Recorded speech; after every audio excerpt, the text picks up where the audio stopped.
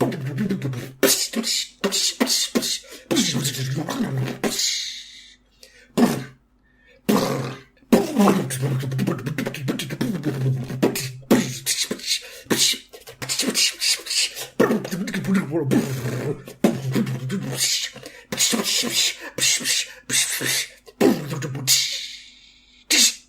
that drum solo was provided to you by the famous Miles Davis.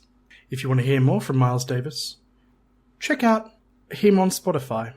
It's not hard. Just fucking look him up.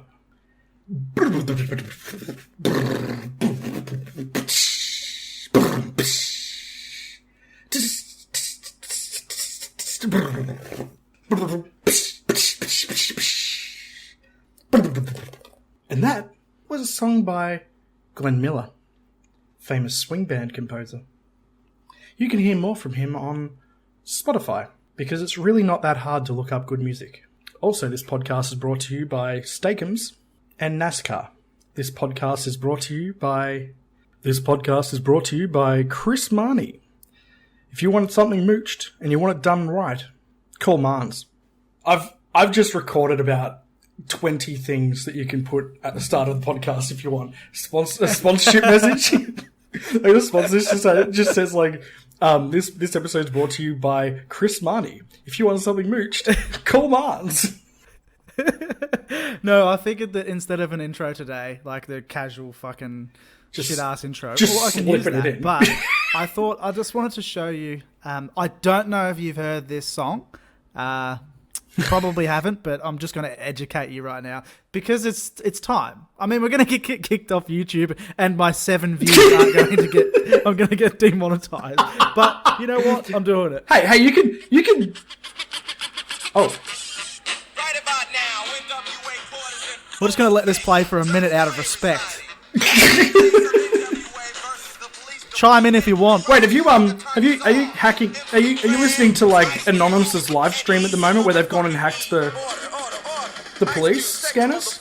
No, I'm just listening to it from Spotify. Oh, okay. Guess what? This is what we're gonna say, bitch. Fuck the police. I'm straight from the underground. Fuck, he goes hard in this. Oh.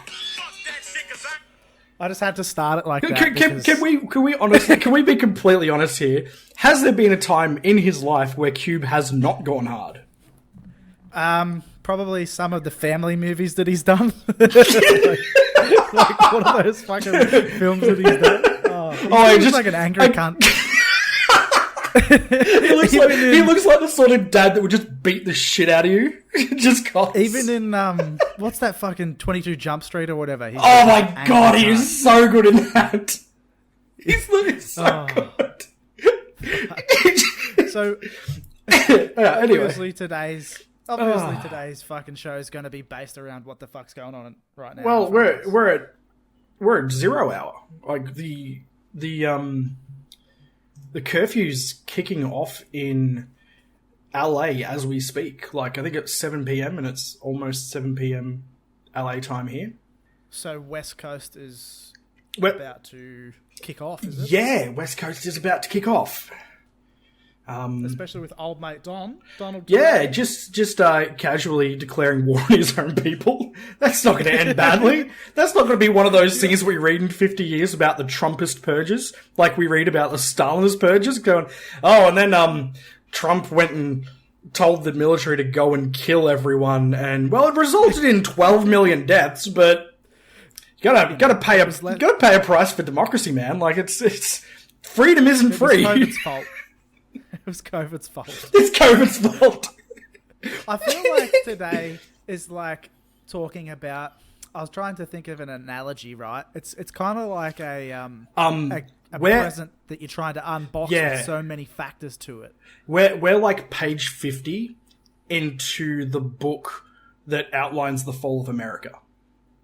We're at that point at the end of the first act where shit gets real. It's not getting better from here. Because what happens when the military start escalating and start just gunning people down in the streets? It's going to make more people come out. And those Second Amendment guys, I don't think they're going to keep quiet much longer. I really do feel like if the government go out and start gunning people down in the streets, they will probably go, actually, you know what? This is actually a tyrannical government now. And they'll come out. Yep. And then there'll be bullets coming from both sides. So hopefully that's what happens. I kind of hope that the militia comes out and doesn't start helping the cops gun down civilians, which is probably more likely because they're already getting told that they're like a terrorist organization. And it's amazing. It's amazing watching the media work. Like after watching or reading Manufacturing Consent, every time something like this happens now, I don't know if you know Manufacturing Consent. It's definitely it's a book, is it? Well, it is a book. Noam Chomsky. You've heard of him before? Yeah, yep. Yeah. So the old Russian, is he Russian guy? Or I don't know. I think he's something like that. It's probably English. Old mate. Noam. I tried to. He's Aussie as. How you going, Noam? You cunt. I call my son Noam Chomsky a lot when he eats stuff. No. Chomsky. The book which they later also got turned into, it's only about an hour long too, so it's a nice digestible documentary. It was made back in like the fucking 70s or something like that, or 70s, 80s. And it outlines how the media manipulate you into giving consent on hot button topics. Mm-hmm. So it's pretty much like how the media manipulates the audience. And watching it actually unfold in real time is one of the most interesting things. Like, to me, it's very interesting to watch large-scale manipulation like this happening, where now today they've turned it from, like, you'll see interviews where people are now saying that, the protesters that are rioting are just as responsible for the death of George Floyd now. The LAPD police chief just came out and said that, probably half an hour ago, that the blood's on their hands too. And it's like, no, insane. The blood is on your hands. You are the people that killed that man. You killed him. That's right. And thousands others. Like, it's not like he was the first black man that got killed by police. There's been a few cases it's almost like it happens every 2 weeks. In fact, I'm pretty sure it does happen every 2 fucking weeks. Yeah. This time it's different, though. I hope it's different this time. Yeah, I agree. But would you say that black people around the globe are second-class citizens? Or treated as such? Depends how many white people are there. So if the more white people, the more likely they are to be treated less? Pretty much. You look at somewhere like South Africa. It is in Africa. Then the Dutch turned up. A lot changed. The indigenous population in Australia, we almost wiped them out. We tried hard. Almost wiped them out. Yeah, it's a bit hard for us, especially in Australia. I mean, we're probably up there in the top 5 most racist countries in the world, I would say. Yeah, and it all depends too. It's a subjective thing. You wouldn't find many Aussies that would say they're actually racist. To come out. Yeah, say it. Like I'm sure Matt Johnson doesn't think he's racist. I'm sure that Mans doesn't think he's racist, but Mans's email account was famously Chinaman Paul.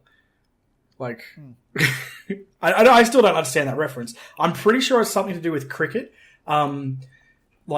It's something about bowling a Chinaman or something like that, which is just a really shit bowler.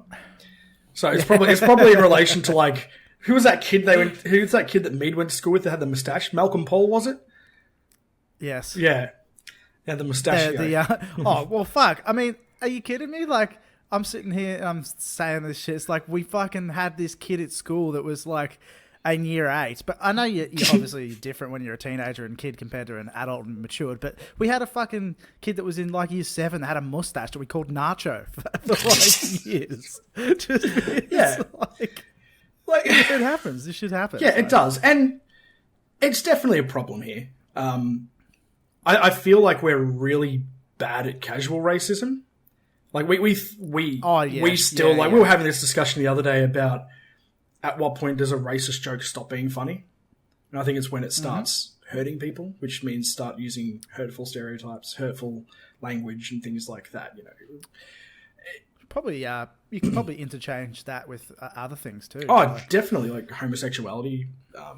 Yeah, Anything like that is it all, you know, making jokes surrounding it doesn't make it better, but it makes people more comfortable thinking that it is. And it's just something we all just need to look at ourselves in the mirror and just say, look, this is not fucking good enough. We need to start treating people like fucking humans. Yeah. Then again, the other thing is that, once again, but leaning back on history, have we always been this way? I'm not saying we can't change going forward, but are we just repeating history? Yeah, definitely. History repeats infinitely. Yep. Like I feel like every time I come on here, I'm like the Roman history expert or something.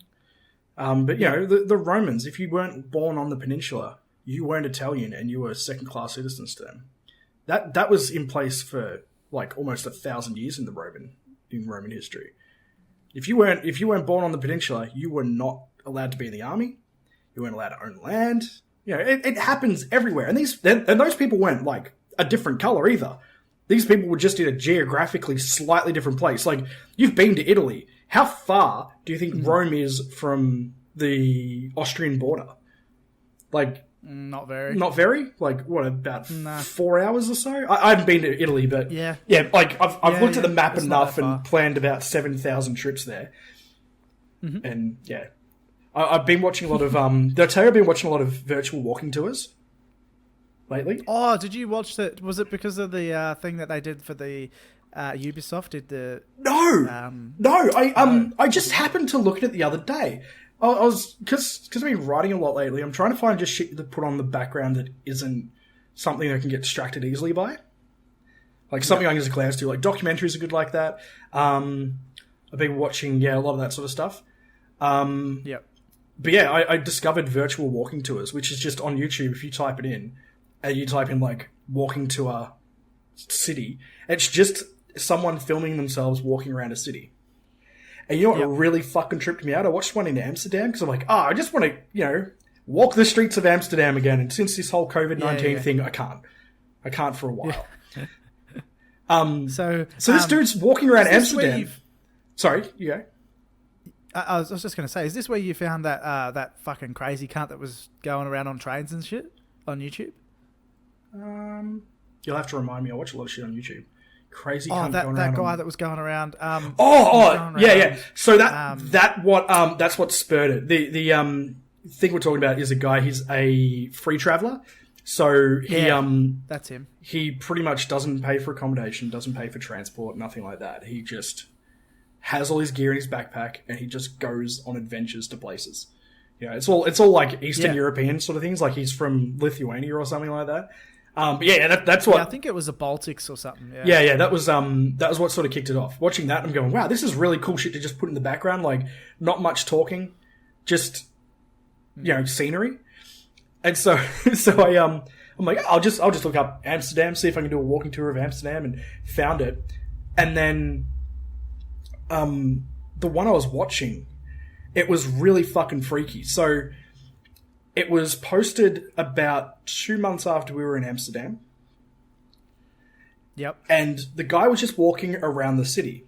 But at one point, he walks down a side street that we walked down about 20 times, turns left, and stops for a moment outside the coffee shop we spent all our time in. He stopped in front of there by pure chance. He stopped in front of it and just like used it to pan around a canal area. And it wasn't really that big of a canal area either. It was like we're in the outer suburbs. It's not like one of the big fancy ones that are sort of in the inner part of the city. But it was just so eerie that I'm like, wow, this is this is like being there again and just doing the exact same thing again. And like walking past, like, you're like, oh, that's that Macca's that we went to. Oh, there's that Starbucks we went to and got that sick-as Starbucks iced coffee. You know, oh shit, there's that, you know, there's a souvenir shop. Steve was in there. I think you were like getting some, like, fucking new SIM card or some shit. Like, Yeah. you were like, just like wandering around these streets and all of a sudden it just stops in front of it. And I'm like, what the fuck? The other one I watched right now. The other one I watched, I was so high at the time as well, so it didn't help. I'm just like, what's happening? The other one was watching a St. Petersburg one, and it was posted literally 2 days after we were there. And it was just walking around the main part of the city, so the odds of that dude running into us could have been high. Like, we could have been there. St. Petersburg was the place with the fucking huge buildings, wasn't it? Made you feel small. I felt Moscow was more like that. St. Petersburg was the one with the very pretty buildings. And like the massive canals and like all the bridges that lifted up at like 1 o'clock in the morning to like dogs strawn from getting home from the pubs. I would have a better knowledge on Moscow, but I got kicked out, so... Vladimir Putin said, no, Steve Johnson. Steve Johnson, you can fuck back off to... Get out of here. Fuck back off to Australia. Fuck back off. We probably got a little too deep into this, but hey, I'm Shakes. No, that's cool. So today's episode, it's the first time in a long time I've been on webcam, or I didn't even know you knew what a webcam was. For starters. Yeah, I didn't even. I thought when you said webcam, I'm like, what? What the fuck? You know what a webcam is? How do you know that? It's the first episode I've ever done just off the dome. I've got nothing written down. Nothing written down. Fuck it. Yeah, that's fine. There's plenty to talk about though. But yeah, anyway, back to this. That St. Petersburg walking tour must have been so close that like he walked out into that big plaza area that we hung out at. Remember where I fell asleep in public? Is that the place where they were playing the... they had they were setting up for a FIFA concert. On a big screen or something? No, that was Moscow. St. Petersburg was... Remember how we went to the big Winter Palace and then I fell asleep outside it? We were just chilling on the ground, just chilling in this big open plaza because there was music playing. We're like, oh, let's just hang out here. And I'm just like... Oh, Dad had been doing too many walkies that day. Oh, whatever that, boys. And then, hey, do you, yeah. Sorry to take topic. Oh, take it. I'm just thinking, take the topic, but... Dog me. One thing I was thinking before is, when I asked you about how there's some protests going on in, small protests at the moment anyway, in the major cities in Australia. Yeah. If those numbers get big, basically the question is, do you think that what has happened in America could ever happen in Australia? I don't know. I was talking to someone about this yesterday. I think it might have been Kyle. It might have even been you. I don't think so. I think we could have significant protests. It's definitely shined a light on our same systemic police brutality issues that we have, where, within the last few years, since 2008, I think it was, 400 young people have died in custody. Yep. For no reason. So we've definitely got our own issues, and they're probably going to get a lot more light shined on them now. But Australia's never really been a country that has violent protests. It's super rare. We had similar protests in the 60s with they had I can't remember what it's called. The Freedom Riders, I think they were called. They went on pretty much a bus tour around the country trying to give a voice to Indigenous folk. Oh yeah. Yep. Yeah, so we have similar sorts of issues that our public also do, but we've also got a very hostile media that is going to try and shut that shit down the second it does. It'll be correct. Yeah, you saw it happen last year with all the climate change protests and shit like that. You had the Prime Minister come out and say anyone that comes out and protests is unemployed and should go back to school, or some shit like that, because he's just such a fucking retard. I try not to use the R word a lot, but he is a fucking retard. It's like, I'm calling you out I'm going to call out Mark Zuckerberg while I'm at it. Fuck you, Mark. Every time, cunt. Fucking fuck you. Did you see a whole bunch of Facebook employees quit today? I did see. Yeah, that. they just all just walking out. Tweets out, isn't it? So for those not familiar with Twitter like myself, Twitter is a fucking goldmine. We were just saying before. Right now, Twitter, and you've been using Twitter for what, 10 years now? About 10 years. Keep going. 12? It has been around for 15 years. I think it came out in like 2007. I want to say. Yeah. When did you jump on? I'll tell you, because you just go to your account and it tells you. Where's my profile? Oh yeah. It says there. Joined July 2008, and I reckon it came out at the end of 2007. Yeah. I was an early adopter of Twitter. Yeah. Yeah. 2008 was about when I got Facebook for the first time, I reckon. Year 11. Sounds familiar. Yeah. See, 2008, maybe I was before. like 23 in 2008. You're like, fuck it. I can't do math. Fuck it. I was 20-something, boys. I was 23. I was born in... Yeah, Twitter is going off its head right now. Yeah. It's the best. It's the best source for it. I feel like Reddit's got too much noise for the stuff like this. Like, I just feel like it's just because it's such a populated site and there's just no moderation. It's just so noisy for stuff like this, and there's so much repeated shit. And like, if you just go to the news tab on there, it's just repeated over and over again bullshit that you're like, yeah, this happened like a week ago. We don't care anymore. I want to hear the news, not the news on February 14th, 2008. Like, you fucking bonkers. Oh, just a lovely little news story that's just come out from NBC News. A white nationalist group was posing as Antifa and calling for violence on Twitter. Oh wow! Just say this is the thing about this is what they keep fabricating this whole always... Antifa thing, and Antifa is not even an organisation; it's like a leaderless organisation. It's kind of like Anonymous. You know how Anonymous doesn't have any leadership? Yeah. It's just a group. It's like decentralised or whatever. Yeah, it's just decentralised and decentralised for a reason. Because when people who are inside it and are high up in the inner circle of Anonymous get recruited by the FBI and NSA and shit like that, they start turning on all their mates. Like, that's why no one is leading that shit anymore. It's insane. But yeah, the cops protesting and shit right now. It's fucking. That's what I mean about this box. Like, to unpack this box, you're looking at Trump, you're looking at Antifa, you're looking at COVID and unemployment, you're looking at the history of black violence, police brutality. Exactly. There is so like we are tip of the iceberg sort of shit at the moment. This is like the fall of America sort of shit right now. Yeah, these riots, the greatest country in the world. Yeah, these riots aren't going to stop, like, anytime soon. the second the military come out, just.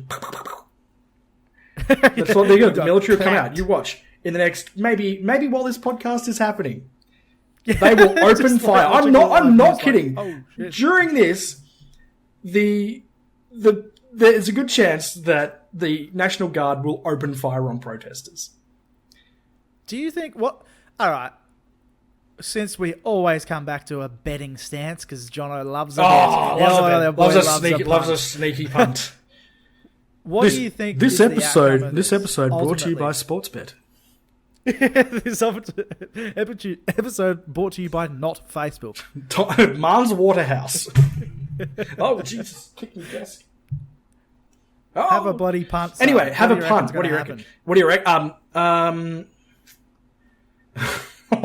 It's so hard right now.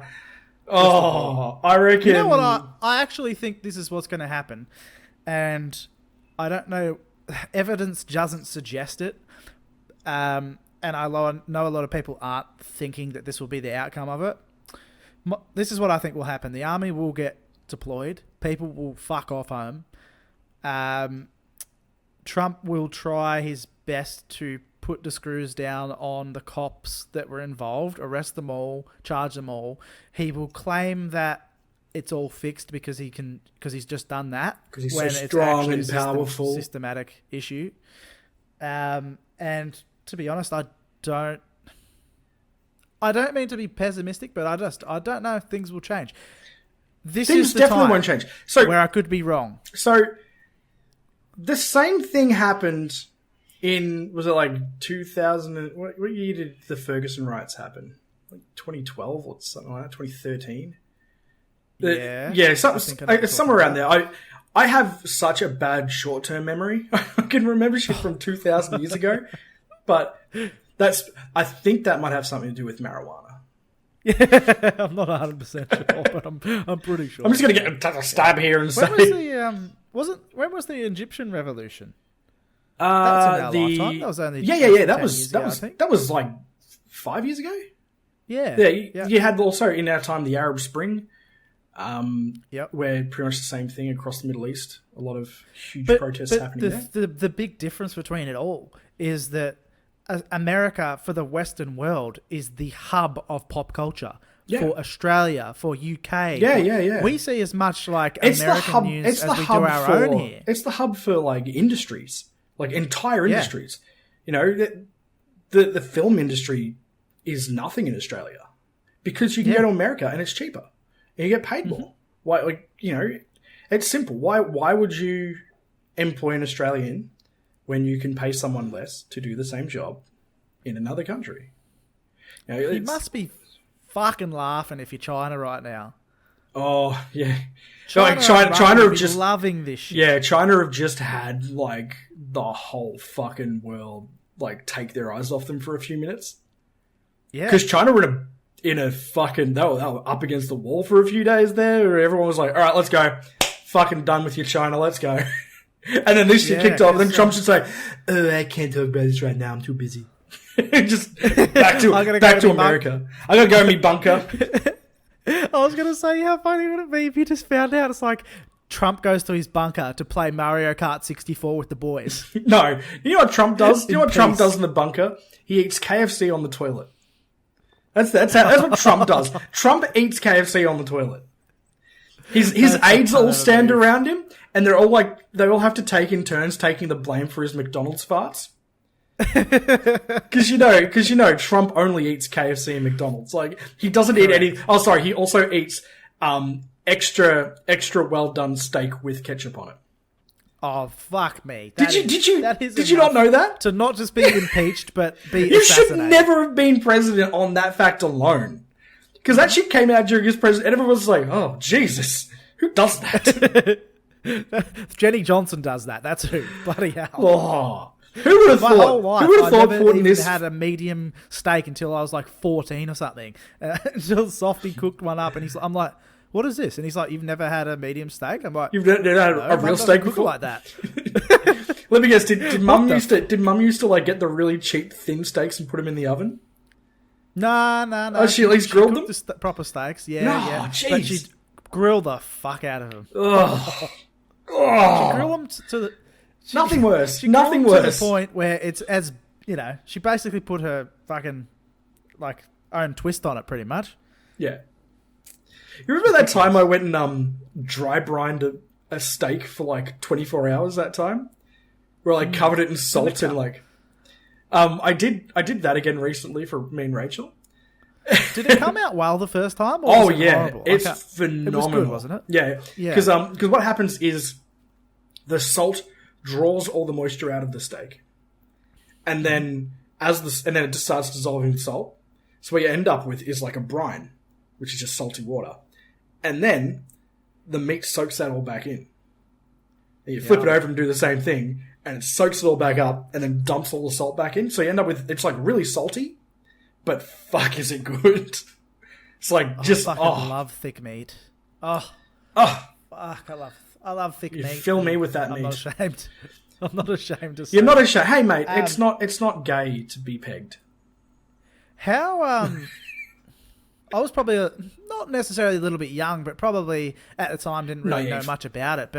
But in terms of riots in this country, like what are we talking, like Cronulla riots and stuff like that? Like, yeah, that's the only one I know. Like that's the only prominent one in my lifetime, I think.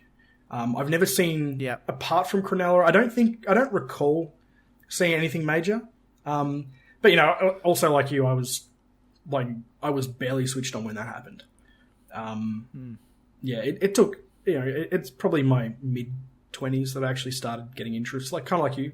You've only just really started getting interested in this sort of shit in the last few years. Yeah. Kyle's the same. Yep. Kyle's going through a fucking crisis at the moment because, he's doing ecology on the brink of the entire world's, like, resource and energy consumption collapsing and, like, population. Like he's been saying for the last couple of days that this is pretty much just the opening shot for the whole fucking world burning in the next decade. Because by 2030 we've outstripped demand. We outstrip supply for resources and food. Wow. And major cities around the world are already on the brink of not having any water.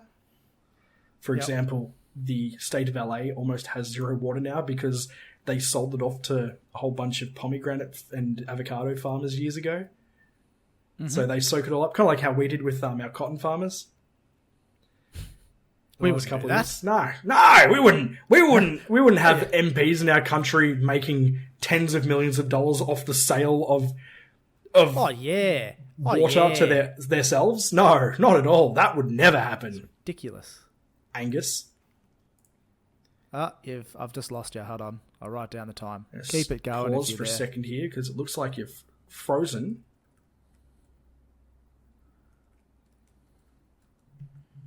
Frozen? Frozen question mark.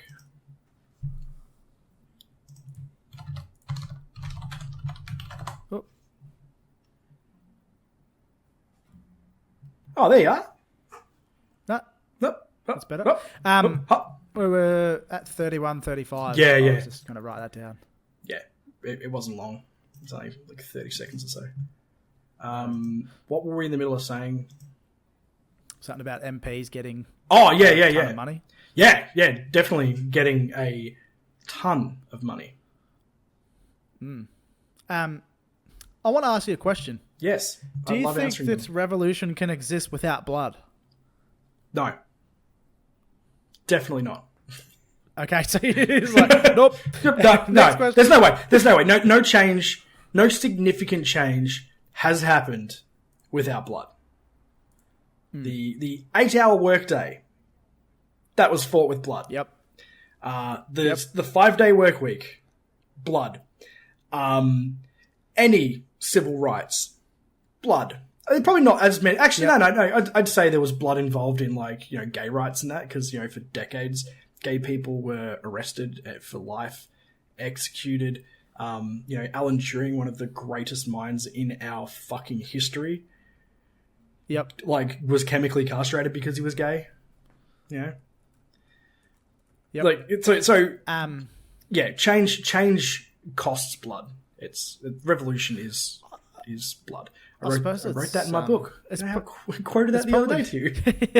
The only currency. It's probably. I'd like to look up this after we've finished here, and just maybe look up the history of peaceful protests and their success in history.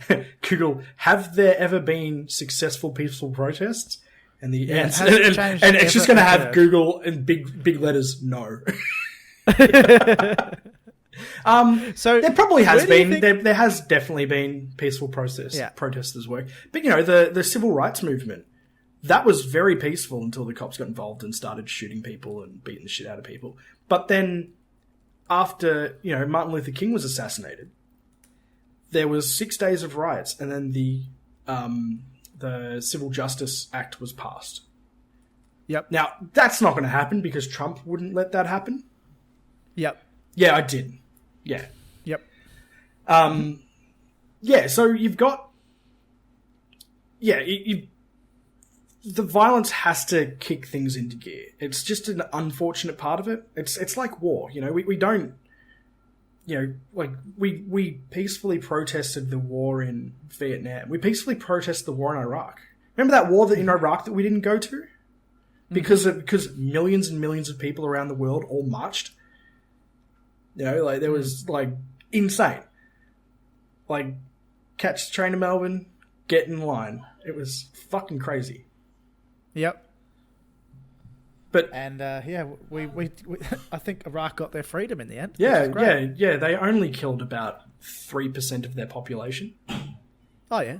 Imagine Just casual. Imagine if this happened to America, and they killed 3% of their population. Imagine if someone came to America and started liberating their people for their oil. Oh wait, that's what Trump's about to do. He's about to liberate. I guarantee in the next 2 or 3 days, you will see them saying Trump and the National Guard and the military, the Airborne 101 or whatever the fuck they're going to throw at him, they are securing the liberty of Americans from Antifa, who are actually anti-terrorists, anti-fascists. So they're going to use that wording in the next 3 or 4 days, guaranteeing. The second it happens, I will screenshot it and I will send it to you. I say, there you go, cunt. Yeah. I fucking told you. I can see the future. Punt. We're going back to you punting again. My punt is in the next few days that the groupthink is going to be. The groupthink is going to say. Sorry.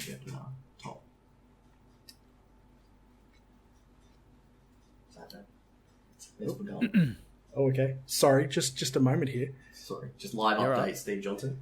Which one are we looking at? The top one, the very top.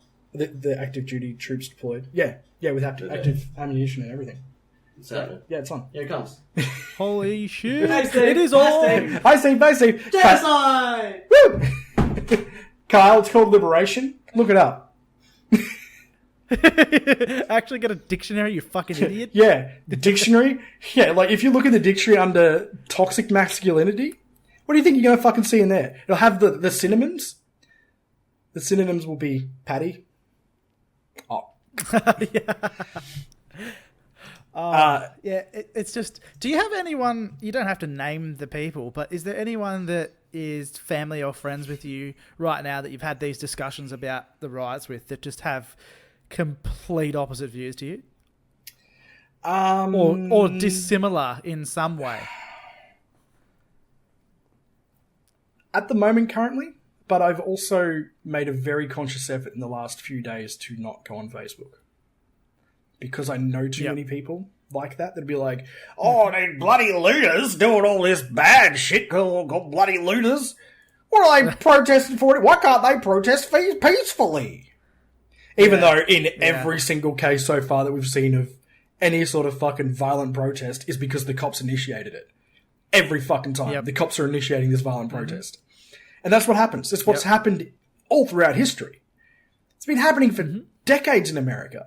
Like, the cops are the violent. It comes back to, like, you can just compare the Egyptian Revolution, right? Compared to the American Revolution. The Egyptian Revolution, some people in this country, some people in America aren't even going to fucking know about it. They wouldn't even know. But because America's on the world stage in terms of media and Western culture, the whole fucking, if there's a spotlight right now, it is on that fucking country for everyone to see now. You fucking watch, they'll start shutting down the internet in places. That'll be next. Because they're going to have to. China? They're going to have to start. They're going to have to start shutting down the internet in places to stop the writers from communicating. It's the only way they can control them. They'll try and turn Twitter off, possibly. Like Trump was already fighting Twitter last week. Like he could have a go at trying to turn them off. Yeah, because Twitter. That's right. Because Twitter flagged his tweet as false hate speech or whatever. No, it was false. False information. Because he said, if Twitter try and censor me, I'll shut them down. And they put up their fact checker. Trump actually can't do that. Oh, really? Yeah. Oh, no, I was talking about the tweet with where he said, if the looting starts, the shooting starts. Oh, the looting starts, the shooting starts. Yeah, that's inciting violence. It was also a quote taken from a white supremacist leader, like one of the KKK I know, guys. I did look at that. That's ridiculous. Like, how fucking stupid are you, cunt? You seen the fucking video of the two cops giving the white power to each other? Oh, yeah. We were talking about that yesterday. Insane. This, like, out of the videos, all the videos and all the footage that you've seen, do you have any things that stand out to you that either for funny reasons or shock reasons or sad reasons, happy reasons, whatever reasons, but they stand out There's definitely things that stand out. The one that really stood out for me, especially a couple of days ago, was that footage of the cop cars, like how there's that one parked and there's like a barricade in front of it and a heap of people behind it, and then it just charges through them, like like sit still, just charges through them. That one really like, okay, this is something different. Yeah. The one that got me, I reckon, was a similar way, was the old man at the cane that got pushed over. Yeah, he's just walking along and this dude just comes in. He's just walking along. Yeah, I've seen a picture of a chick that had a fucking, like, right there in her forehead. Or actually, no. And her whole face was covered in blood? Yeah, and she was taking groceries home. Yeah. It's... How insane is that? She's just being shot by the popo. Fucking rubber bullets. It's nuts. It's nuts to me. Kyle sent him a Snapchat, so that means he's... My favourite one found some in terms of, shit. like, other ones are the Batman video. That was quite good. Batman showing up to protests. That was pretty Elmo. good. That Elmo one... that Elmo one's going to be one of those fucking... It'll be like on the cover of Time magazine or something like that. Oh, yeah. What else? The guy video stealing the SWAT van. Come on, that was fucking brilliant. Which one? Where they, say that again, sorry? When they stole the SWAT van. Oh, yeah. The second you said that to me, I sent it to Kyle. That's some Grand Theft Auto shit. And I sent it to Kyle and Kyle, I said just something, and then a second later he goes, yeah, boy! Fuck, get it, boys! It's really bad because me and Kyle are both agents of chaos. We love this shit. I would say...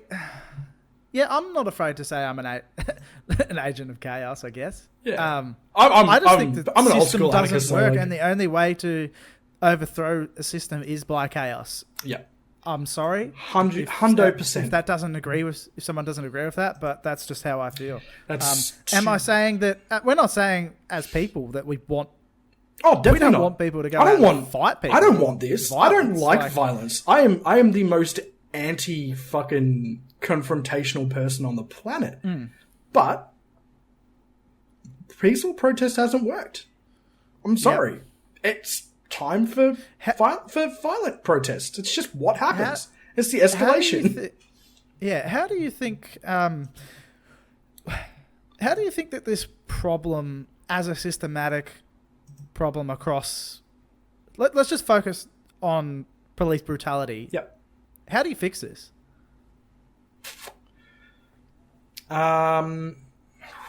It's hard because it is such a multifaceted issue. It's not just the police brutality; it's the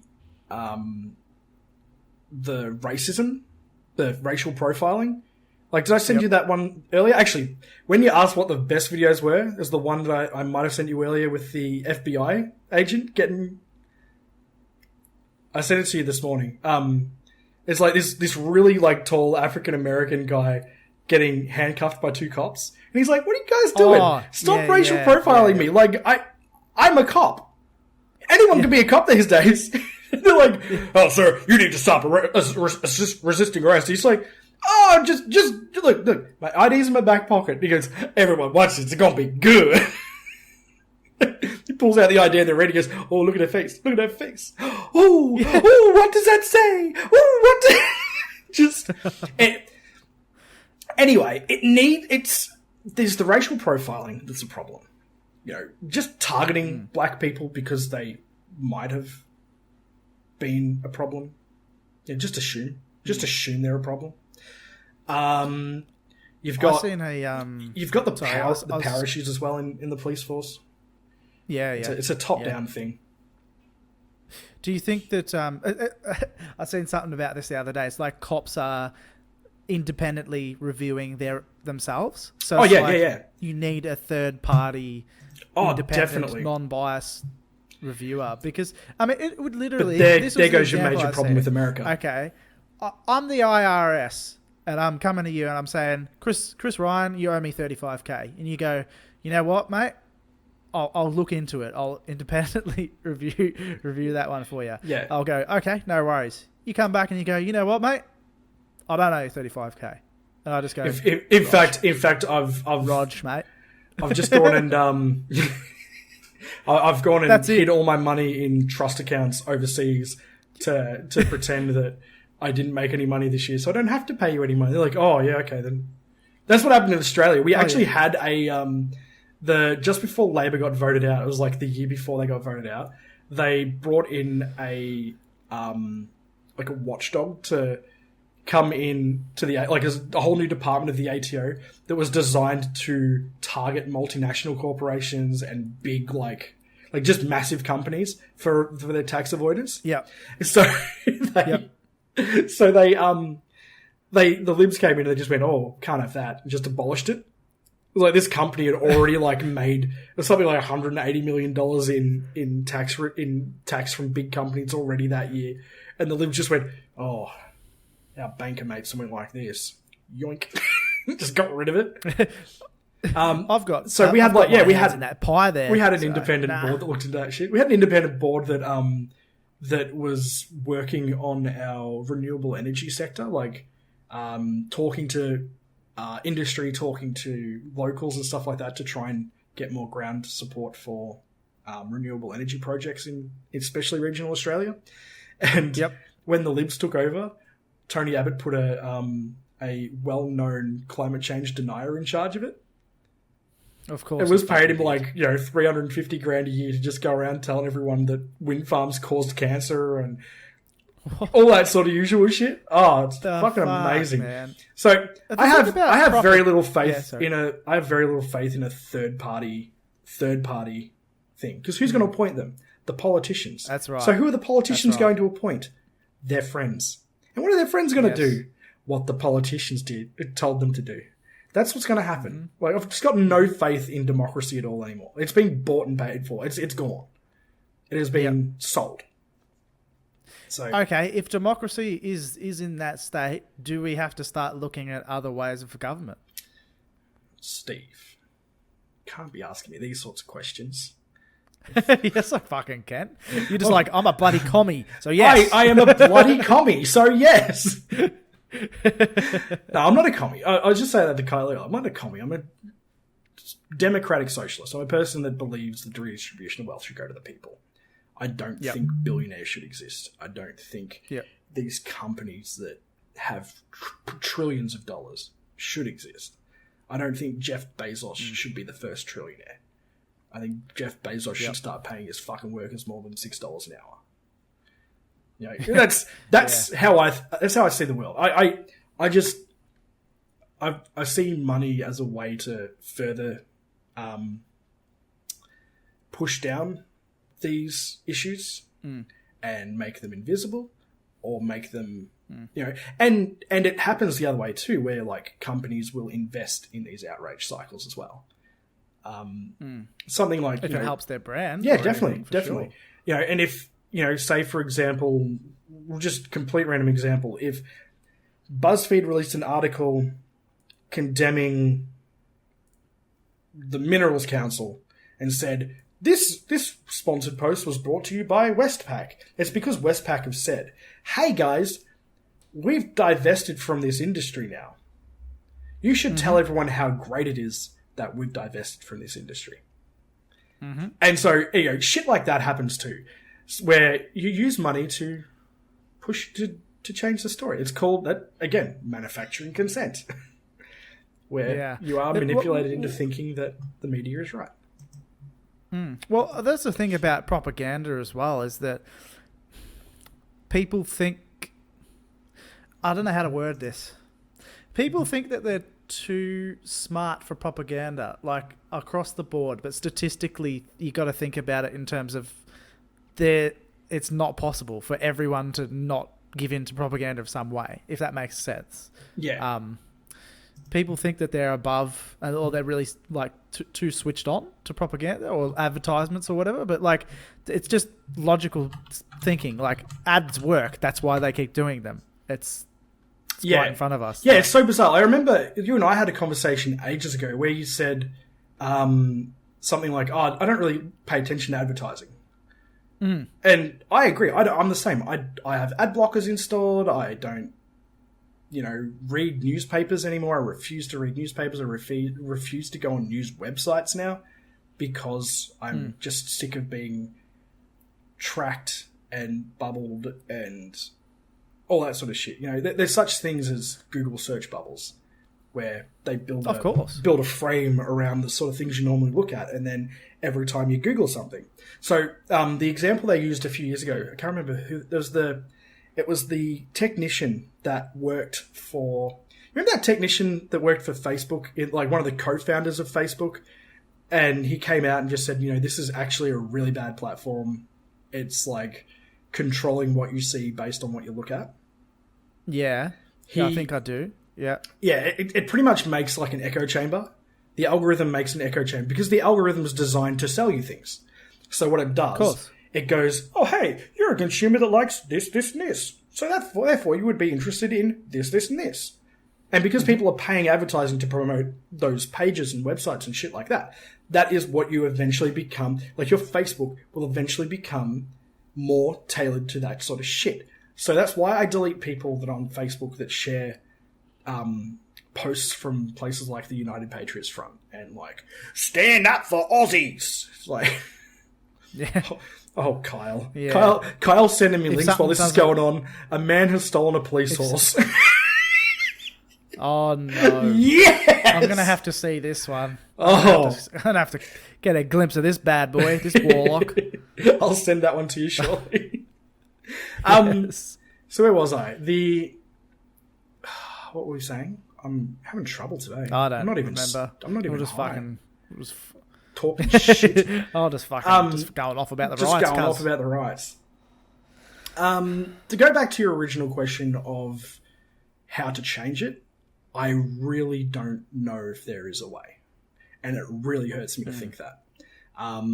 Without dismantling the whole thing from top to bottom, it is impossible.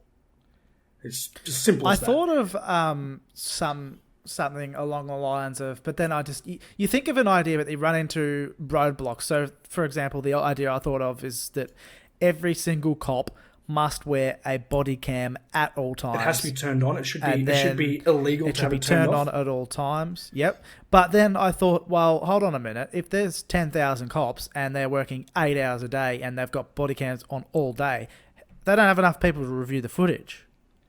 Well, the body cams aren't there to be reviewed daily. They're used as evidence in case of civil lawsuits against the police. Okay, so if there is even if there's issues raised, like, hey, a group of cops, we'll just use an example, a group of cops go into, like, break down the doors, go in and capture a criminal, and one of the cops goes, dude, while we were in there, he goes to his, like, captain, he goes, while we were in there, I saw Patty Mead over there fucking rifle through that chick's underwear drawer and take the dildo and run off with it. Is that a true story? I don't know. I'm just using a completely random example. Like, yeah, I'm just using a fake name that I've never used before.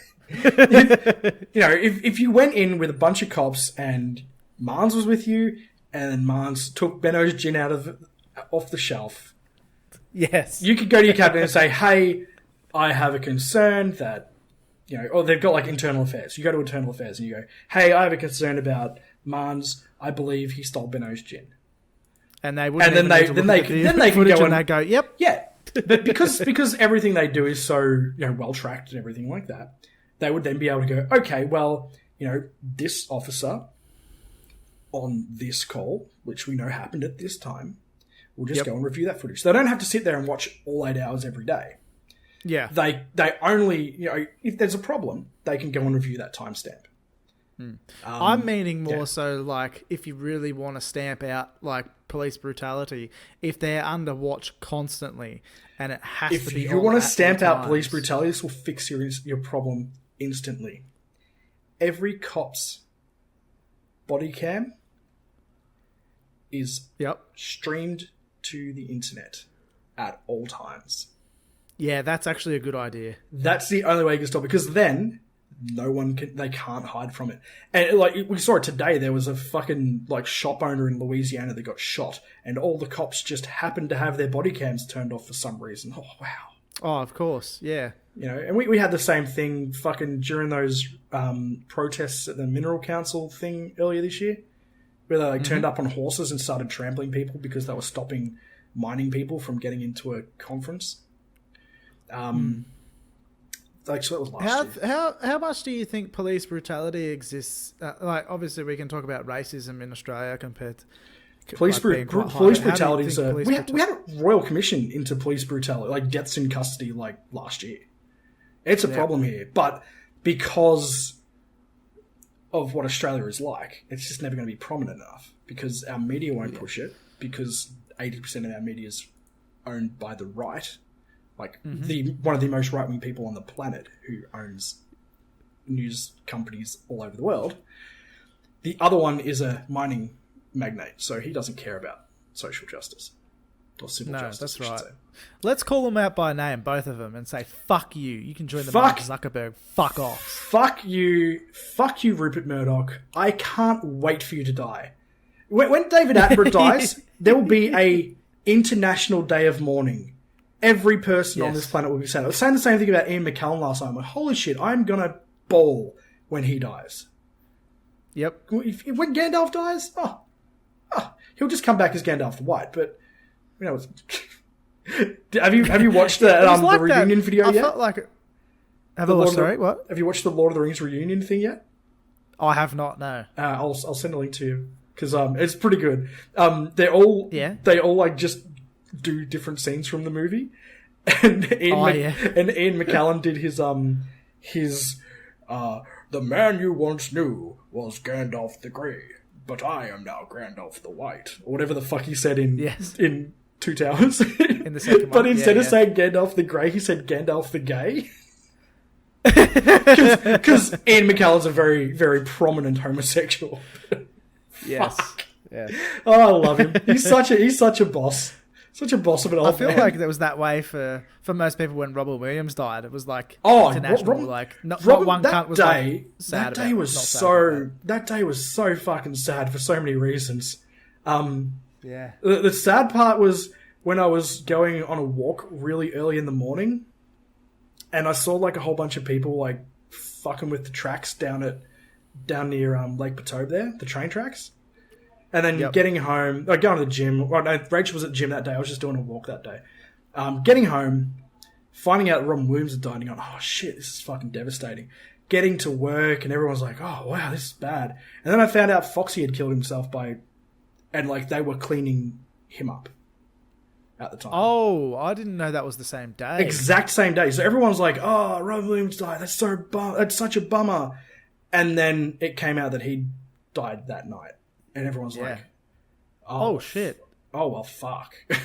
Yeah. And it's like one of my really close friends' birthday, and he's just like, he just messaged me towards the end of the day. I'm like, hey man, how you going? Like, happy birthday, all that sort of shit. And he goes, yeah, this was a really fucking good birthday, wasn't it? Yeah, it's a rough go. Yeah, it was a very fucking rough go. Yeah, I leaning back to, I won't name them. The other one's Kerry Stokes. Hey, Kerry Stokes. Fuck you as well. Yeah, Murdoch, Kerry Stokes. Murdoch, fuck you I hope you don't die easily. I hope that someone gets a tube and sticks it in your ass with a whole bunch of hungry, angry hornets in there, and they eat you from the inside out through your asshole. Fuck you, Rupert Murdoch. You fucking cunt. Oh, you're a cunt of a bloke. Oh, you're a cunt. I don't even want to put someone through the pain of raping him. That's how much I hate that man. I wouldn't do that to someone else.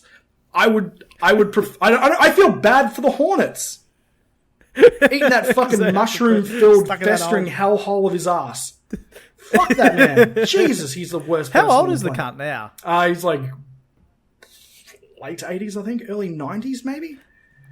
The trouble is, though, with old Rupee, is that if the cunt dies, his fucking son's in charge. Isn't he? Like a son or something? Yeah. 89. Yeah, his son, Lachlan, is currently running Fox News in America. But his son's he's not... a cunt, too. Yeah, a lot of people say he's he's more conservative than his father. But the problem is, Rupert is an old school snake. He's one of those, like, old school people that just knew how to fucking get in. And he got in there. Yep. Like, the bad guy that runs E Corp in in fucking Mr. Robot. Mr. Robot.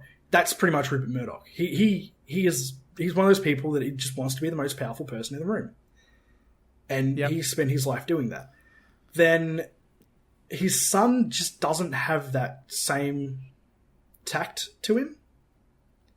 He's not quite the same. James, on the other hand, I think James is not too bad. He seems like actually a nice dude. The other son, but fuck his his kids. There's some interesting folk. But yeah, fuck. I just want to take Murdoch. 10 seconds, or even 2 seconds, really, just to say one more time, fuck you, Mark Zuckerberg, you little robot bitch, cunt. Mark fight you. Mark Zuckerberg, learn how to drink water properly. It's not hard. Mark Like Zuckerberg, fight me in a boxing ring, cunt. You were programmed like long enough ago now that you should have been able to at least learn a little bit about how humans work. Like, correct. The Facebook algorithm is very powerful. How is it not fucking picked up on simple shit like how to talk? You know, how to blink properly, how to drink water properly, how to be a human. Surely his AI is good enough to teach him how to be a human. Mark Zuckerberg is a reptile. I'm gonna get my Alex Jones hat on here and say, that's it! Mark Zuckerberg! Mark Zuckerberg's a reptilian! He's one of the reptilians! All these reptilians. Living in their subterranean... Queen. She's a lizard. Oh, the fucking old cunt. Oh, fucking love reptilians. That conspiracy just fucks me up every time because it's so outlandish. It's just so fucking outlandish. And it's so... It's one of those ones that spirals real fast too, where it's just like, yeah, they're reptilians. You got any evidence at all for that? Wow. There's like the most cherry pickingest of fucking conspiracy theories. Have you seen this fucking photo when there's a fucking skin fold on this bitch's neck? Oh, you ever seen the photo where someone like freezes a really grainy video of them and it looks like they have snake eyes? Fuck me. I love it. I love the reptilian conspiracy. It's a fun one, which is really quite sick because the more you look into it, the more scary it becomes because it's one of those like, it's kind of like the whole Epstein thing. It's just this like cabal of horrible creatures that are like in every facet of the world because they're so powerful and they're like bought into this like horrible, disgusting world where they like sacrifice children and fucking mutate them and shit like that. The reptilian conspiracy is fucking cooked, but it's also... Do you want to talk about conspiracy? I could talk about conspiracy the whole week. I just realised something too. You know how I quite often make the joke about it being something like that's not normal being like a casual Tuesday or something. I just realised that rioting with the boys right now actually is a casual Monday right now. Yeah, it's a getting down there with the boys, getting a Palmer and going and fucking up some cop cars, mate. Oh, fuck. Did I send you that link this morning of that? No, I didn't. Someone shared the clip from the Eric Andre show where it's like he comes down. Oh nowhere, no, yeah, I have seen that. He's like got this big symbol and goes, "Hey, you guys want to see some cool shit?" And smashes the cop car. Then Hannibal Buress comes in. Hey, what are you doing? You're doing some cool shit. That's what you're doing. Johnson starts like smashing the cop car. Fuck. Oh, it's a good video. Here we go. Oh, Amsterdam's protesting. Holy shit. That's a lot of people. Get him. You watching live streams, are you, lad? Been there. The Luke Strawn move. Been there. Or just been. Actually, one video that stood out for me that I watched this morning was a black and white kid that must have been neighbourhood friends or something. They're only like 2 or 3 years old. And they've seen each other from the other ends of the street, and they've come up to each other and they've just fucking barneyed into each other and given themselves a hug, and then they're just sharing food, and I'm like, that's what kids do. It's not. It's fucking taught. It's fucking taught. It's just. Do you ever actually? Being like 55 years older than me, I'm not sure if you. Yeah. I'm 50. I can confirm this. I'm a boomer. Okay, dude. Sometimes I do feel like a fucking boomer too. Sometimes like, Do you ever? what? I don't fucking get Sorry. this. Yep. I I was going to say, trans do you ever people. I don't get reminisce this. about childhood, or not really? Do I reminisce about childhood? A little In bit. terms of, I think about leading back like to the video, about the innocence of a child, like. Yeah, I wish was, the world was ran that way my sometimes, my you know? parents were really good at keeping us innocent too. Like I don't feel like, in particular, when I was like younger, I was a lot more racist and all that sort of shit. Like, I've definitely changed and moved on from that. I'm not at all like that anymore. But when I was like a teenager, I was like, shit, cunt. Like I think every teenager is. But yeah, my parents were really good at teaching me, especially young. We had some very prominent Indigenous folk sort of in our sphere. You know, like because Dad was Dad worked for the Croydon Football Club for a long time when Jace Misford was running it. Yep. Before he went on to the AFL to be like the Indigenous coordinator or whatever he is there now. I think it's changed, Yep. but you know, so we had like a very prominent Indigenous man in our circle. Yeah. So he was someone like when we're growing up and like in our early teens and that, we're around people like him who's gone on to become a really, you know, powerful leader in the Indigenous community at a national level. So I feel like I was brought up to not hate anyone. I can't think of when I was a kid, apart from Carlton supporters and Collingwood supporters, like they were the only, they're the only people I can ever think of. Like, I don't think my dad's not a hateful person. Like, I feel like these days, like my dad's definitely more on my side of politics, but mum's definitely more conservative. Which is really weird. It's only something I've started noticing in the last few years. I'm like, you're one of those. Oh. We got into a debate on the phone one day and she's like, all Labor does is spend all the money and then when Liberals come in, they save it all. I'm like, look at the fucking news. They have tripled the debt in the last 4 years. They are not good at this. She's like, imagine if Labor were in, they'd be worse. I'm like, anyway. That was the best fucking. I'm gonna get a little clip of that and use that as a fucking. As a sneak preview for that. And I got so angry. I got off the phone and I'm just like seething with that. I'm like,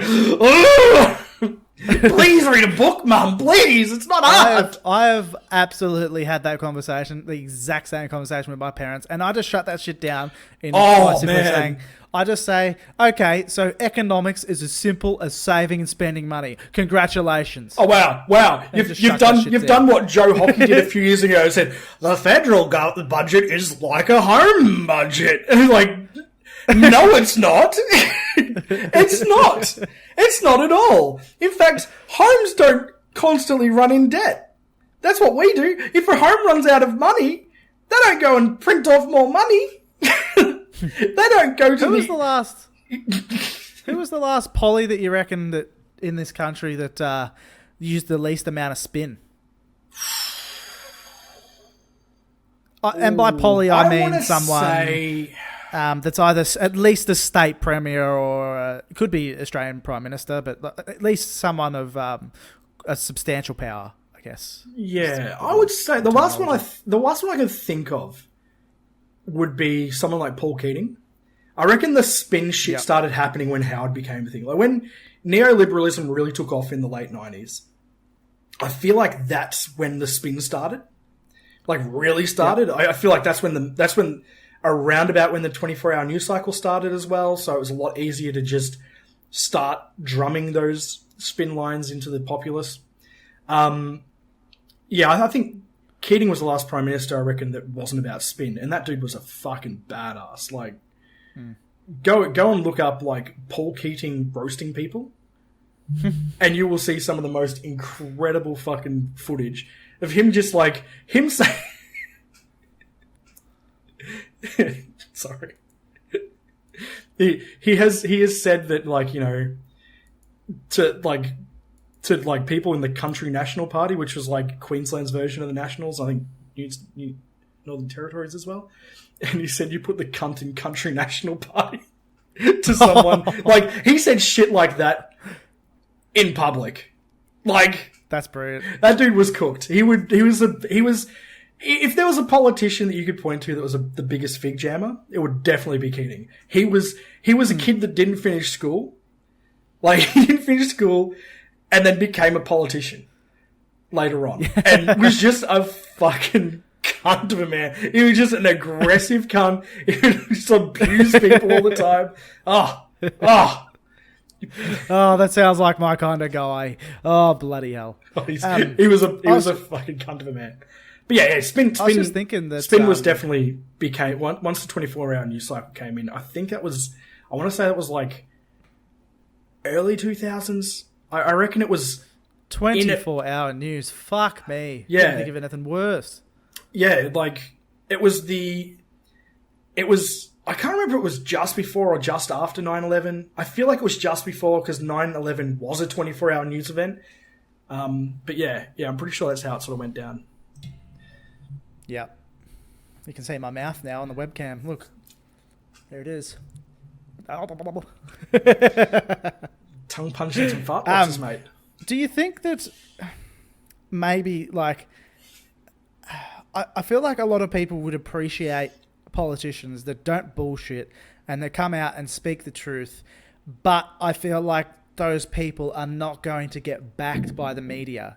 Exactly. Do you know who was a really good you know who was a really good politician that didn't fucking spin shit, that just said shit straight as it was, who was very genuine, very well-spoken, very good at talking to people? It was Bill Shorten. Bill Shorten would have been an excellent Prime Minister. He's definitely an excellent man. Like, he lost his seat. Didn't lose his seat. He lost his job as Prime Minister, as the leader of the Labor Party. Sorry, not Prime Minister. Leader of the Labor Party. You know what he's done since? He got demoted to the Social Services Minister. So pretty much the shadow Social Services Minister.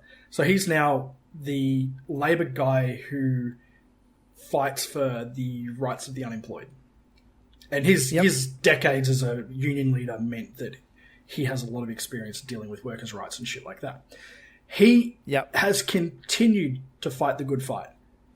He's the guy who's been pushing since he came in to absolve robo-debt, get rid of that shit that they just quietly turned off on Friday, and said, "Oh, we're gonna refund that $720 million worth of illegal debts we raised to people and forced them to pay, and then 2,000 people died in that." That's what that as was. A result. No, yeah. So robo-debt was when a few years ago the Libs got Centrelink to start just averaging how much money you made in a year instead. Yep.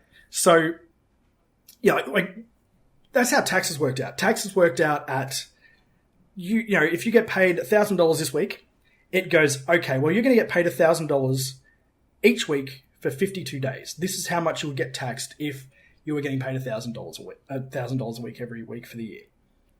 Yeah. Now, when they created this robo-debt, they created a system. Well, actually, Labor brought it in, was a cost averaging. But what the Liberals did, they took out the human element of the process and just started sending debts out. Familiar? So there was no people going, oh shit, this person earned 20 grand in 6 months, but they were claiming unemployment for the last 6 months of the year. So therefore, they were earning that 20 grand while they were claiming unemployment. And just raised debts, like thousands of dollars debts. Like people were getting, $50,000 debts and shit like that thrown at them. And very little recourse to actually respond to it. Like imagine if you finally pulled yourself out of fucking Centrelink. Like as someone who's currently going through it, like I'm actually doing all right at the moment, like mentally and all that sort of shit. But last time I was unemployed, it was bad. Like it was probably the worst I felt in my life. Like I'm surprised I got through it. But imagine if you'd just gotten out of that, like you just finally scraped out, you got a job that paid the rent, and you could finally go on a holiday to Bali, and then the government turn around and say, oh, hey, you owe us 15 grand. And you go, how? And then you have to go back through every payslip from the last 15 fucking years and send it to them to prove it. because that's how it worked. You had to prove that the debt was wrong, not they had to prove that the debt was right. Holy fuck! Sorry, I'm checking Twitter. Just keeping up with some of this live shit that's going on. Oh, here we go. I am fucking feasting right now, bruh. This is insane. Holy shit! Holy shit! The cop, literally, the guy is sitting there. The guy is sitting there with a fucking camera, and this cop comes up to it, grabs the camera, and just beats him with a fucking baton. Holy shit! This shit is insane. These cops are going to have to fucking. I'll send a copy to you. Yeah. These cops are going to, get sued like fuck by these media corporations. I'm just seeing a video now where there's a helicopter just hovering over the protesters and not moving. So, Have you ever stood under a helicopter before? It's two things. Sorry, what did you say? So there's the whole crowd of protesters, and there's just a helicopter hovering above it. Yeah. And have you ever stood under a helicopter? No. No. So there's don't think so ever. There's two things that helicopters do when you're underneath them. They push all the air down to generate their lift, so they're being constantly blasted with really powerful air from the helicopter. Yeah. So it's like you remember at the start of Jurassic Park when the helicopter turned up and nearly fucking destroyed their whole dig site because fucking Richard Hammond thought he'd be cool to come down and... Sorry, John Hammond. It was Richard Attenborough was the actor. John Hammond was the character. Helicopters are loud and they are fucking windy as fuck underneath. So it's just sitting there above this crowd. There's noise and fucking with it with noise. This is also in a city street and it's below the fucking skyline as well. So it's probably breaking all kinds of fucking laws. Yeah. But that's okay. America's about to have their Tiananmen Square moment. So let's see what fucking happens, eh? But this is the shit that pisses me off, right? Is that, yes, I understand it's a race thing. I get it. But actually calling it race riots implies that it's only black people and only black people are rioting. I feel like sometimes the whole point behind it is that everyone is against police brutality. It's not just blacks rioting, if that makes any sense. Yeah. It's not black. There's a lot of white people there helping them. There's a lot of white people there as well. There's a lot of white people in this fucking country that would be sitting back and going, yep, understand that. Probably because, I don't know, we had them as slaves. We had, sorry to use the word them, but we had black people as slaves. Fucking lynched them. Still going. There's still slavery. Years. I wonder why they're mad. Ooh. It had nothing to do with Hillary Clinton fucking opening a slave trade in Libya. Not at all. No, people didn't vote for her for that reason. They voted because they're racists. The other side to it that's interesting is that the fact that apparently roughly 40 million Americans right now are on unemployment. So you're mixing in a bunch of cunts that they've got the highest COVID. They've dealt with COVID the absolute worst possible way that they could have. I think Brazil has done a worse job, but America has currently the worst result. I think Brazil will catch up pretty quick at this rate. Their response is real good response. Good job, boys. 3 gold stars. Mrs. T gives you 3 gold stars. So I'm watching this story you've got here. What has he got? There's a dude holding his phone. Get around it. Filming him. Here we go. People are just standing there going, black power. Filming the cops. They're allowed to do that, by the way. Like, don't shoot. Here we go. The cops will go, fuck it, let's go. Yeah. Jeez. Insane. Oh, yeah, that's that camera guy that got punched. He's a Channel 7 reporter. Yeah, he was a Channel 7 guy. So did you see the guy? He just run up and punched him, and the other cop has grabbed his arm and went, no. It's walked up, pushed him over, then punched him, and another cop just pulled his arm back, and and then they just grabbed the guy, lead him out. It's guys, they need to. I'm serious. If if you're a cop that's done that, and you've just gone up and you've punched a fucking reporter for no reason, you need to be should not have fired a fucking on the job. spot. Oh, just a nice little one for you here too. This is really fucking good podcast where we can where we get to talk about this shit and show each other pictures while no one can fucking see. Jamie, bring this up for me. Hey, Oh, hold sorry, on a minute. Alex I've said this Jones. before. Alex Jones just took I've said this over. before. Fuck him. Holy shit! This cunt just got punched in the head. Oh, do you want to know the backstory to this picture? That guy that's getting punched Yes, in the please. head. He was standing Oh, in a is crowd that full of. Wait, is this the Nazi guy that got punched? Yeah, this is another Nazi guy that got punched. That last time when they had the one of the Antifa rallies, the Proud Boys and Antifa or whatever, one. was it? Or? Charlottesville, around that. I think it might have even been at Charlottesville, I can't remember. But there was like, this dude just, like, he's like, I'm allowed to do what I want. This black guy just comes up and goes, no, you can't. And just fucking dropped him. It's like, oh, you poor Nazi. Oh, you poor Nazi. I do. It comes back to like I said before, we're not garbage humans. We don't promote violence. Watching violence in terms of Okay, no, UFC, there is, no worries. there is. Nazis. Nazis, Mark Zuckerberg, Rupert Murdoch. We're allowed to punch them. We're building a list, compiling a list of punchable cunts. I was like, we probably should put communists in that bracket too, because Stalin killed so many people. Communism is responsible for the deaths of so many people. Sorry. You know for sure that if we're going to add, list of punchable cunts, we're adding Hayden Ballantyne to that list for sure. Oh, for sure. Hayden Ballantyne. Toby Green as well. Put Toby Green on the list. Toby Green. What a punchable cunt. Should you put on your website the running list of the top 10 cunts that should be punched? Can we do that? Can we make it, I'll make that page for you. Yes. It's like Mans's Black Book. Sorry, Mead's Black Book. It'll just be Hayden Ballantyne. Why wouldn't you punch that cunt? Oh my god, that's actually a good idea for a next blog piece. Actually, The next blog piece, the top 10 cunts. A top 10 list of punchable cunts and why. Yeah. The most punchable faces in AFL.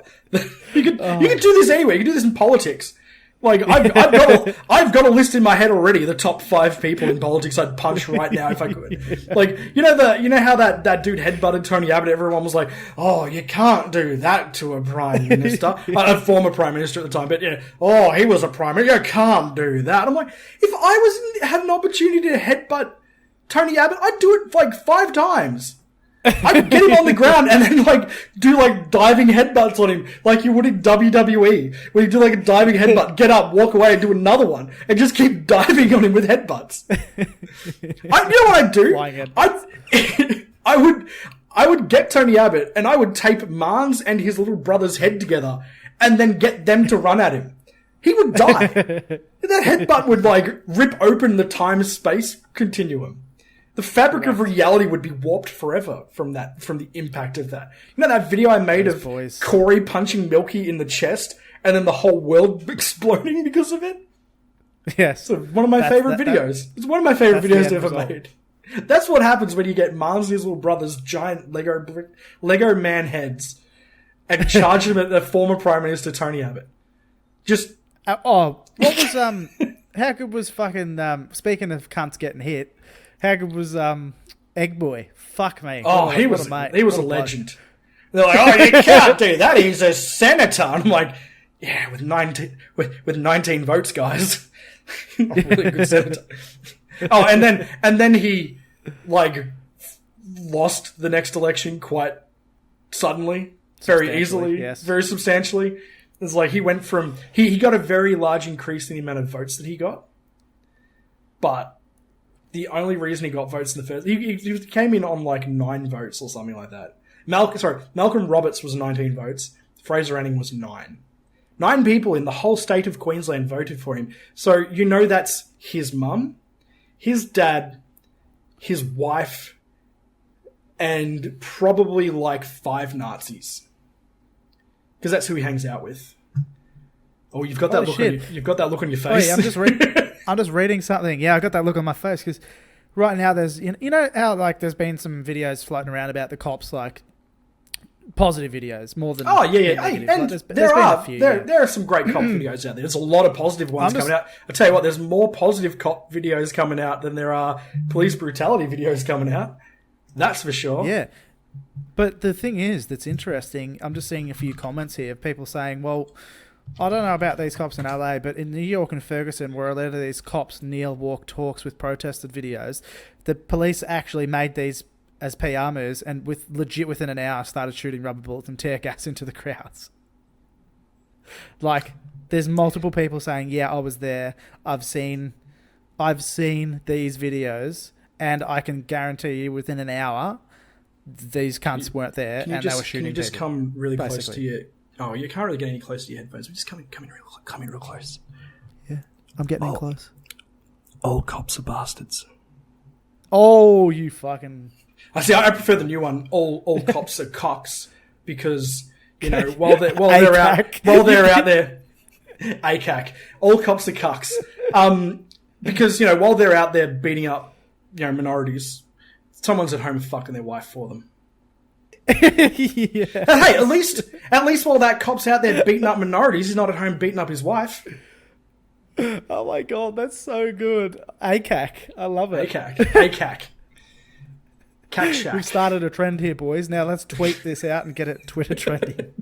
Twitter trended, boys. ACAC. Oh, Jesus. Hold on. What's going on here? Oh. Is it Mans? Did Mans do it? No. Well, the Second Amendment is currently the Second Amendment is currently trending on Twitter, so it's one of those risky clicks where you click, you're like, What's this shit? Oh.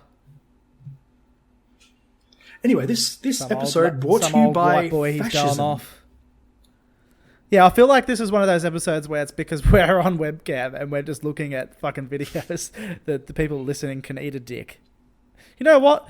Top 10 most punchable cunts. Anyone listening to this right now, you've made the list. You've Congratulations. made the list. All 7 of you. Surely you've got more than 7 listeners by now. I think the average is about 30 to 40 per episode. But it's really hard to find. Just depends. Because you got to keep in mind that podcast being a long format, obviously you know this, is that not many, there's not a lot of people out there that have an attention span. Yeah, people that like podcasts listen to podcasts. Yeah. So, like, you're probably much. finding that a lot of your friends, it's probably hard to sell a lot of your friends from listening to a podcast. Yeah. As you could tell me for so long, and they're like, you should do this. And I'm like, Hey, nah. hey, Steve, you heard about this podcast called The Dollop for about 4 years? And you were just like, nah, I never heard of it. I reckon I told you about that 25 fucking times.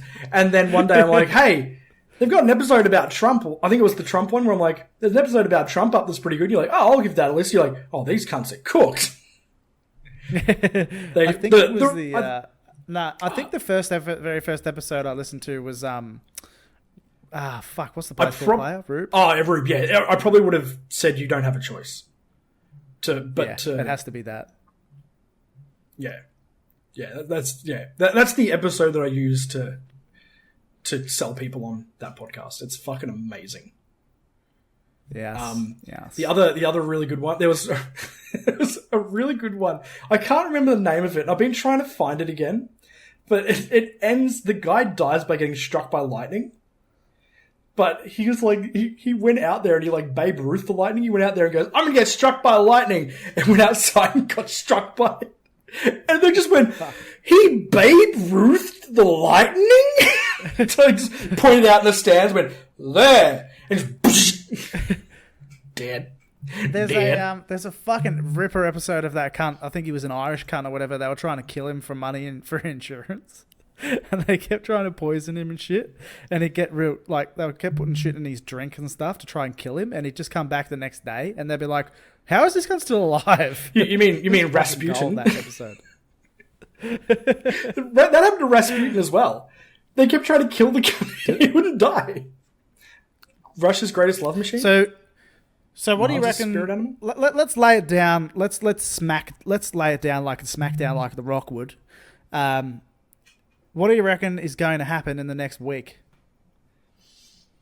in America in terms of the riots? I don't know. I can't see that far ahead at the moment. I think the next 24 hours are going to be very fucking interesting, like very scary. You will see people getting gunned down by cops on the news today. It's going to happen. Police state? It's inevitable. You reckon? Oh, they already are a police state, aren't they? Their cops Yeah. are as well equipped as their fucking army is. Yeah. I was watching footage and I'm like, are they cops or are they National Guard? Because you can't tell. The only difference is the cops are wearing black and the National Guard are wearing tan. That's the only way you can tell the difference. They're just as kitted up as each other. I'm surprised that there's been no stories yet of civilians opening fire onto the cops. Yeah, that's one thing I found really interesting, especially in these large black communities where violence is rife and crime is rife, and in a city like Chicago that has like hundreds of murders a day, they had like a day last year where they had like no murders on record or something. It was the first time in history. It's a very violent city, and you're not seeing anyone bringing guns to the fight. But do you know what you are seeing though? Yeah. You're seeing police brutality being brought to the police brutality party, the anti-police brutality party. That is correct. Yeah, it's really hard to see what's going to happen in the next week, but in the next 24 hours, we're going to see a lot of violence. I reckon you're going to see a lot of people get killed, gunned down, unfortunately. I think you'll start seeing the Second Amendment sort of gun bros get a little bit more heated, especially if I'll say they'll probably will go on the side of the government in this because that's who they politically align to. They don't see this action as tyrannical, where the government's calling the army on their own people. Like that's pretty tyrannical. Yeah, because that's what. That's why we went to Iraq, because Saddam Hussein was killing his own people. That's why we were in Syria, because Assad was killing his own people. Actually, I can't remember. But Syria is a very, very complicated topic. So when Trump calls in the army, do you think that he is, like, for example, when he's saying, "I will deploy military forces," do you think that he is saying, "I will," using it as like we have a lot of guns, or we have a lot of men? Well, that both. Tactic kind of thing. I think it's no. I think it's a threat. It's not a like threat. Numbers, pure numbers, or that threat wasn't aimed at people, at the American people. That was aimed at the government. So that was him telling governors that if you don't sort this shit out, we will. Which is exactly what a tyrannical fucking oppressive state does. Yeah. He's not smart enough to see that as tyranny. He's just not smart enough to understand how fucking history works. He's a real estate man. He knows nothing about how the fucking world works. He went into a post office once and he was just like, "What is this? I didn't know we did this." Wow. He doesn't know. Serious? Yeah. George Bush famously went into a supermarket once and was just like, "This is the first time I've ever been to a supermarket," when he was a president. What? Think about it. Like, these people. Like, Trump was chauffeured around by his driver to do his paper route. Like, the dude has never had to do a fucking thing for himself in his life. No, that's right. He's a dumb motherfucker that just happened to inherit a lot of money off his You go on the list. You've made the fucking list, Trump. Oh, look, coming in at number 7. I feel like Trump definitely deserves a place on that list anyway. Like, look at the cunt. He's got a punchable head. Dude, he does have a punchable head. Very you just have to punchable look head. at him for fucking like 2 seconds. When he talks, his mouth looks like a vagina. I just hate him. Yeah, just hate that cunt. Yeah, it's just it's going to be interesting to see what happens next. It's going to be interesting to see how the rest of the world retaliates to this, because This is a severe problem. This is America, like, the mask being peeled off. And, like, you know, we've put the glasses on in They Live, and now we see what it's really about. You know, I'm not seeing anything here which makes me go, at least, you know, like, deep down inside, America's good people banding together and trying to fucking stamp out this oppression. No! I'm seeing a lot of people doing that and then getting the cops just turning up and beating the shit out of them again. This doesn't make me think that the cops are going to learn this lesson. I don't feel like the Trump is going to learn a lesson from this. In fact, Trump has shown so far that he is completely incapable of handling the situation. He went and hid in the bunker for a day because he's a dumb shit and didn't know what to do. That's because he had to play Mario Kart with the boys. I told you that. Yeah, do you know who the first person he called was? He started calling world leaders. He called Putin first. Who did he call? Did he really? Yeah. And Putin said, the whole world's laughing at you right now. Is that for real? Yeah, first person he called, Putin. The guy who, for years, he's been saying, I've never met him before, even though we have video footage of him meeting Putin years ago. Like, silly fucking cunt of a thing, isn't he? His tweets age really well. It's amazing to see, like, stuff. That's when Ferguson was, 2014, because I was looking at a heap of tweets regarding Obama's handling of the situation. See, that's why I have no faith that this is going to change. Because Obama, a black president who grew up in a very crime-riddled part of the country, Chicago, had something like this happen under his watch, and nothing changed. So, why is a guy who, you know, retweets white supremacists, who uses their hate speech, who called a whole bunch of people at a Nazi rally really fine people?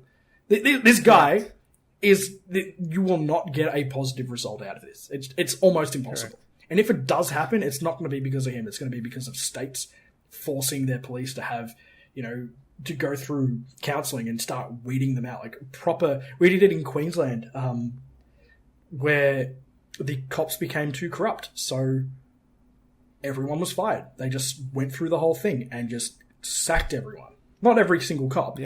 But there was just corruption commission, like massive corruption commissions, and just went and found all the bad ones, just ripped them out. That's why organised crime is really big in Queensland, especially like Gold Coast and shit like that. It's very, very big.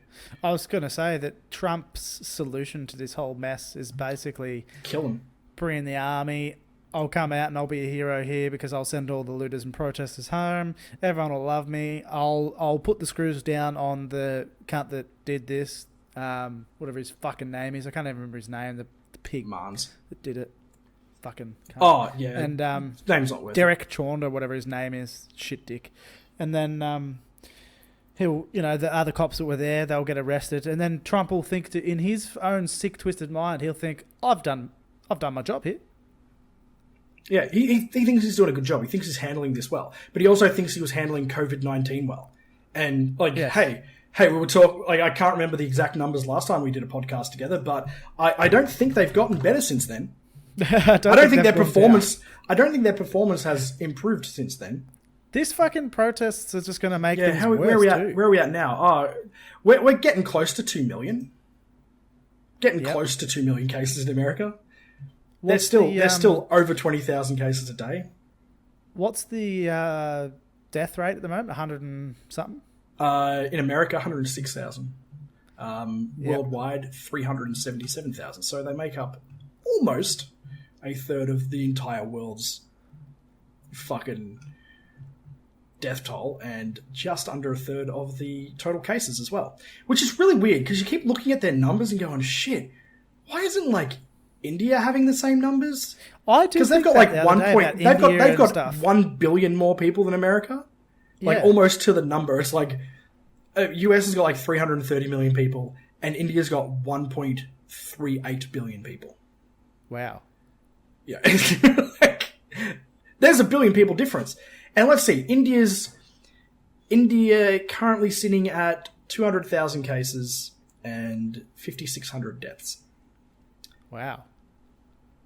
You know, I tell you what. The thing I really like to see is countries like Italy and Spain, who got hit really hard at the start, are now, like Spain just had their first day of no deaths. And they're both at like about 200 cases a day now. Whereas America is still at 22,000 cases a day. So yeah, Trump's done a fantastic job at this. How's little bloody ScoMo doing? ScoMo's doing all right. So America's getting fingered by COVID and riots right now. Fuck me. No. America is fingering its people with COVID and riots right now. Apologies, that's the correct terminology. It's more them fucking their people as opposed to these situations fucking them, because many developed nations have so far been able to stop COVID. In fact, you can use any country around America as a good example, like countries that share borders with them, for example, that have not been hit near as hard. Like, so yeah, they're not doing a good job on anything. Trump's like fucked the economy. It's just crazy. I know. Do you at the moment, like, how last time we were talking about COVID, how there's like sometimes where you just got to like just take a break for a day or two, just so you can get out of, so you don't want to get into your own head too much and get too depressed about it and stuff. Do you feel like it's just going to be the same way with the riots, or not really, or is it a different feeling that you get? Sorry, say that again.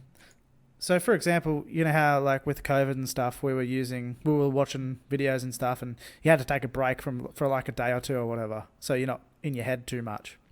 Do you think how do you feel when you get bogged? You know how you sometimes could get bogged down on COVID stuff and you didn't feel good, so you've got to like step back from it? Yeah. Do you think it's going to be the same way with the riots and watching riot videos and protest videos? Like, do you think you're going to need some time to chill the fuck out and step back from it, or is it different? This is different. This is definitely more of a spectator sport, if that makes sense. Like, it's something that you can like every time I see something, it's making me angry. With COVID, it was just like, are you people stupid? Like, I just felt like COVID. I felt like it was out of everyone's hands. Like, there was just nothing anyone could do, especially early on when it was just like, just such a fucking looming threat for every person on the planet. I was so glad that I was wrong about all my predictions about COVID-19. Like, Australia's done a fucking amazing job. But like that was we could all fucking die from this. Like, everyone could die. This could just be that virus that kills everyone on the planet. Like, what's to stop it from doing that now? Apart from, like, it's like 33% of people that get it actually get sick from it or something like that. It's weird. I seen a stat. Yeah, but this is definitely something in America, that I'm watching. The African American population are substantially more affected by COVID than the white people. Yeah. Something to do with vitamin D levels or something. So no, it's just because of where it hit hardest were poor communities. But it could be something to do with vitamin D. I don't know. But yeah, the major reason being that it hit poor communities who have no access to healthcare, that live in more tightly populated communities. Fuck, we didn't even mention fucking healthcare in America through all this mess either. Jesus. Yeah, and hey, this riot's definitely taken the attention off that shit. Yeah, it's going to be interesting. Hey, I just got a message from work. I'm going to have to pull up stumps in 5 minutes. That's okay. Well, I think we've probably covered everything at the moment anyway. We could do a hey, in a week's time we can write another list of the 10 cunts we want to punch, because there'll probably be more people.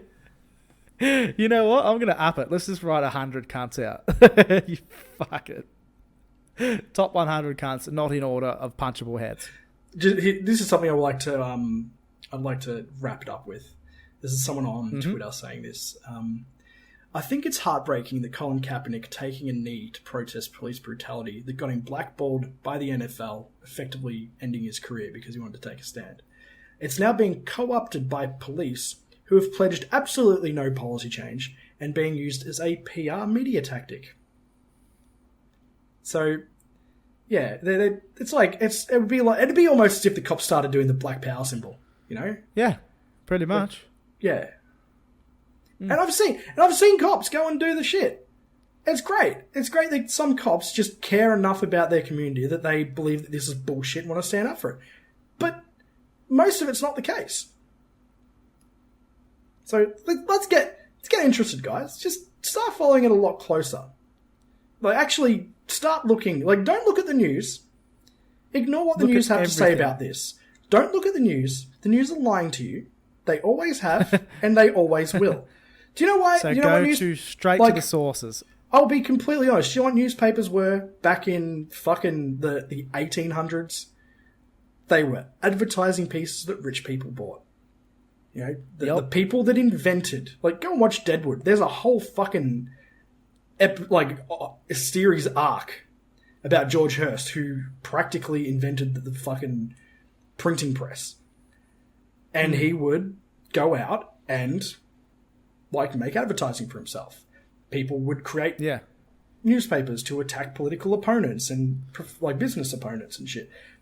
The news has never been something for the people.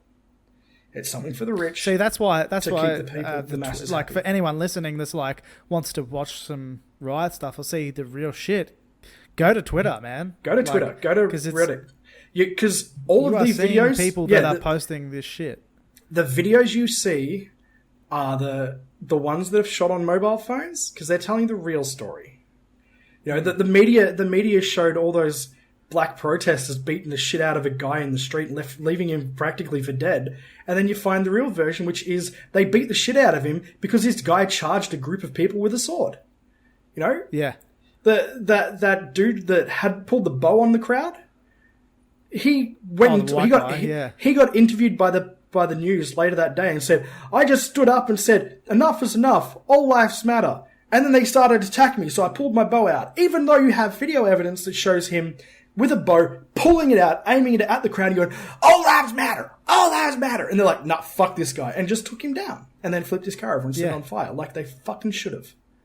Because fuck cunts that think that that's okay. You can't. Fuck You're those punchable people. too. And also, guess who else? Guess who else we should say fuck you to? Who? Fuck the police. And... fuck the police. And Ren... Sorry, I'm having trouble. And Ren said it with authority? And Ren said it with authority. I kept going to say easy, and I'm like, that's not an easy... That wasn't Easy's verse. Rest in power, Eazy-E. Rest in power. Hey, guess what? This is how we're going to end it on webcam. The people can't see this, but they can hear it. What? I just want to say goodbye, Father. And we're ending it like this again. Fuck the police coming straight from the underground. A young nigga got it bad cause I'm brown. And not the other color, so police think they have the authority to Kill a minority. Fuck that shit cause I ain't the one for a Punk motherfucker with a badge and a gun to be beaten on. and thrown in jail. We can go toe to toe in the middle of a cell. Fucking with me cause I'm a team now.